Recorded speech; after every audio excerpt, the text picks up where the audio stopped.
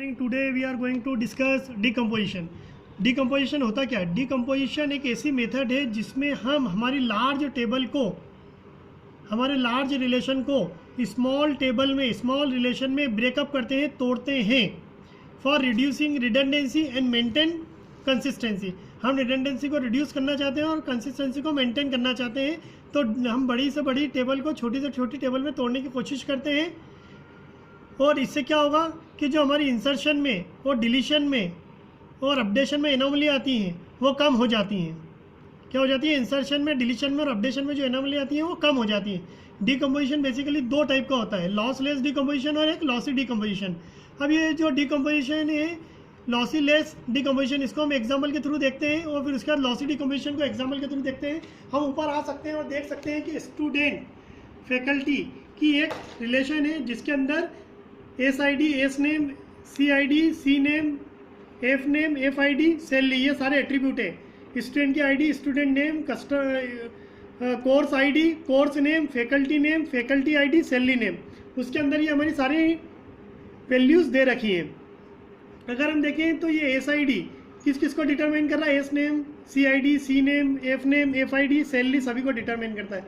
C I D determine कर रहा है सी नेम, फैकल्टी आईडी और सैलरी सभी को डिटरमाइन कर रहा है। जब मैं इस रिलेशन को दो छोटे छोटे रिलेशन में तोड़ूंगा, स्टूड और फैक्ट, तो मैंने दो टेबलें बनी है जैसी, जिसमें पहली रिलेशन में मेरी ये S I D, S name, C I D और उसके अंदर की ये सारी एंट्री आ गई है। दूसरी टेबल में मेरी आ गई है C I D, C name, F I D, F name, salary, उसके अंदर मेरी ये एंट्री आ गई है। अब मैं यहाँ पर ये देखूंगा कि ये जो मैंने बड़ी टेबल को छोटी टेबल में ब्रेकअप करा था, तोड़ा था, तो यहाँ पर मेरी कोई फंक्शनल डिपेंडेंसी लॉस तो नहीं हुई है। और दूसरा मैं ये देखूंगा कि यहाँ पर अगर फंक्शनल डिपेंडेंसी लॉस नहीं भी हुई है तो मैं देखूंगा कि जब मैं इन दोनों टेबल को कंबाइन करूँगा तो मुझे ओरिजिनल टेबल मिलेगी या नहीं। तो मैं ये देखता हूँ कि जब मैं इन दोनों टेबल के बीच में नेचुरल जॉइन परफॉर्म करता हूँ तो मुझे अपनी ओरिजिनल टेबल मिल रही है। आप देख सकते हैं यहाँ पर मैंने जो स्टूड और फैक्ट इन दोनों के बीच में नेचुरल जॉइन ऑपरेशन परफॉर्म करा है और उसके बाद मेरा जो ओरिजिनल रिलेशन आया है वो देखिए मेरा ओरिजिनल आ गया वापस। तो मतलब मेरी इन्फॉर्मेशन तो कोई लॉस नहीं हुई है। दूसरा मैं देखूंगा फंक्शनल डिपेंडेंसी। तो फंक्शनल डिपेंडेंसी में मैं देखूंगा कि अगर मैं ये बोलूँ कि उस फैकल्टी का नाम बताइए जो उस स्टूडेंट को पढ़ाता है जिसकी आई डी S1 है, तो मैं क्यूरी चलाऊंगा select faculty name from stood fact. तो इस टेबल में तो सिर्फ मुझे एक ही रिलेशन का नाम लिखना पड़ेगा। तो select faculty name from stud name where S I D is equal to S1, सिर्फ ये क्यूरी चलाना पड़ेगी तो मेरा रिजल्ट आ जाएगा। क्या आएगा मेरा result? S I D is equal to S1। लेकिन अब जब इन दोनों रिलेशन के बीच में सेम क्यूरी परफॉर्म करूंगा तो मुझे लिखना पड़ेगा select faculty name from stud comma fact where S I D is equal to S1। तो यहाँ पर ये जो सी आई डी है प्राइमरी की बन जाएगी इस टेबल के लिए और ये रेफरेंस का काम करेगी इस टेबल की सी आई डी के लिए। तो यहाँ पर ये सी आई डी क्या हो जाएगी? फॉरेन की। तो मैं देखूंगा F1 का union F2 is equal to F आ रहा है मेरा। तो यहाँ पर मेरा जो रिजल्ट आएगा आप देखोगे मेरी फैकल्टी का नाम आ जाएगा। क्या फैकल्टी का नाम क्या आ जाएगा? मेरी यहाँ पर जो मेरी फैकल्टी का नाम क्या आ जाएगा? वसीम। क्या आ जाएगा? मेरी फैकल्टी का नाम वसीम आ जाएगा। सेम मैंने जो क्यूरी चलाई थी यहाँ पर भी मेरी फैकल्टी का नाम आ गया था, जो S1 स्टूडेंट को पढ़ाता था वसीम। सेम इन दोनों टेबल के बीच में सेम क्यूरी चलाई है तो मेरी जो रिजल्ट आया है फैकल्टी का नाम वसीम। ये तो मेरा लॉस लेस डिकम्पोजिशन का एग्जाम्पल हो गया है जिसमें मुझे मेरी ओरिजिनल इन्फॉर्मेशन मिल गई थी और कोई मेरी इन्फॉर्मेशन लॉस नहीं हुई थी। अब सेकंड टाइप है मेरा लॉसी डिकम्पोजिशन। अब मैं सेम टेबल कंसीडर करता हूँ लॉसी डिकम्पोजिशन के लिए। अब मान के चलिए मैंने इस टेबल को दो टेबल में ब्रेकअप करा है। पहली टेबल में मेरी एस आई डी और एस नेम है और दूसरी टेबल में C I D, C name, F I D, F name और सैलरी आ रही है। अब जब मैं इन दोनों टेबलों को परफॉर्म करूँगा तो नेचुरल जॉइन तो ऑब्वियसली परफॉर्म नहीं होगा क्योंकि दोनों टेबलों में एक कॉलम सेम नहीं है, तो मेरा क्रॉस प्रोडक्ट परफॉर्म होगा।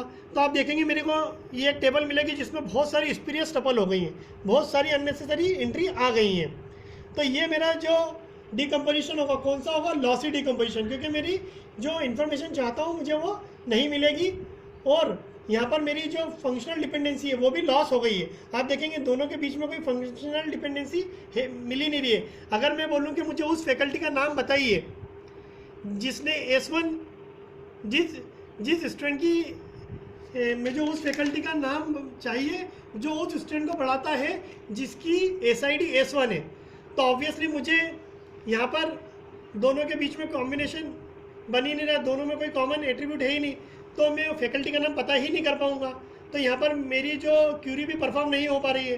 तो ये जो मेरा डिकम्पोजिशन है, लॉसी डिकम्पोजिशन है। सेम एग्जांपल के लिए मैंने लॉसी लेस देखा है और सेम एग्जांपल के लिए मैंने लॉसी देखा है, दो टेबल को डिकम्पोज करके।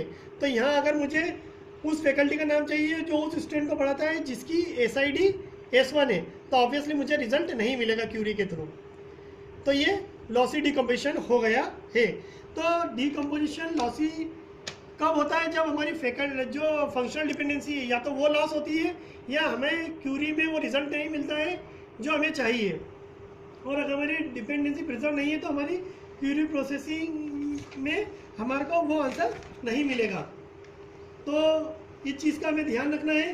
तो अब ये हमें कैसे पता चलेगा कि हमें कहाँ से टेबल को डिकम्पोज करना है? तो इसके लिए हमें नॉर्मलाइजेशन पढ़ना पड़ेगा जो हम नेक्स्ट लेक्चर में पढ़ेंगे। लेकिन हमें इस चीज़ का ध्यान रखना है, जब भी हम रिडंडेंसी को रिड्यूस करते हैं, इंसर्शन और डिलीशन और अपडेशन एनालिसिस को दूर करने जाते हैं, रिडंडेंसी को रिड्यूस करते हैं, तो क्यूरी प्रोसेसिंग का टाइम बढ़ जाता है। क्योंकि जो क्यूरी परफॉर्म करने के लिए हमें टेबल को कंबाइन करना पड़ता है, क्यूरी परफॉर्म करने के लिए हमें टेबल को कंबाइन करना पड़ता है। तो जब भी हम डिकम्पोजिशन करते हैं तो टेबल ब्रेकअप होती है और हमें दो टेबलों के बीच में क्यूरी परफॉर्म करना पड़ती है। तो क्यूरी प्रोसेसिंग का टाइम हमारा क्या हो जाता है? बढ़ जाता है। और क्यूरी प्रोसेसिंग का टाइम बढ़ जाने से उसको मैनेज करने में भी हमारी क्या होती है? टाइम बढ़ जाता है, उसको डिफ़िकल्टी आती है, जिससे हमारी कॉस्ट भी बढ़ जाती है। तो हम ये देखेंगे कि अगले लेक्चर में हम ये देखेंगे कि हमें टेबल को कहाँ से ब्रेकअप करना है और नॉर्मलाइजेशन के बारे में पढ़ेंगे। और बेसिकली ये रिडंडेंसी आती कहाँ से है और किसकी वजह से होती है, हम नेक्स्ट लेक्चर में ये पढ़ेंगे। Thank you.